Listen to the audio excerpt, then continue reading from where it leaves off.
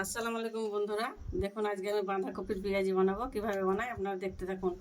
বাঁধাকপির পেঁয়াজিটা আপনারা ইফতারেও খেতে পারেন রোজার সময়। বাঁধাকপি কুচি কুচি করে কেটে নিয়েছি, লবণ দিয়ে ভিজিয়ে একটু রেখেছিলাম। পেঁয়াজ কুচি দিয়ে দেবো, চালের গুঁড়ি দিয়ে দেবো, মুচমুচে আর একটু অল্প পরিমাণে বেসন দিয়ে দেবো পরিমাণ মতো।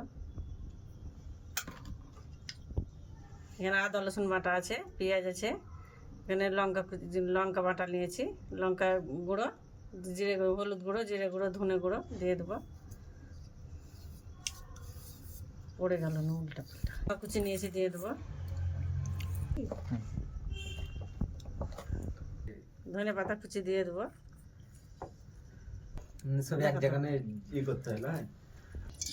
দিয়ে দেবো পেঁয়াজিটা। এইভাবে একবার হলে বাড়িতে বানিয়ে খাবেন, খুবই ভালো লাগবে। হয়ে গেছে, তুলে নেব।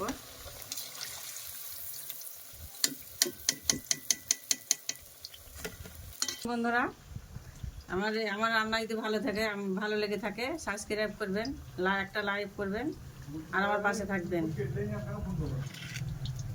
আর এইভাবে বানিয়ে খেয়ে দেখবেন খুবই ভালো লাগবে ইফতারে।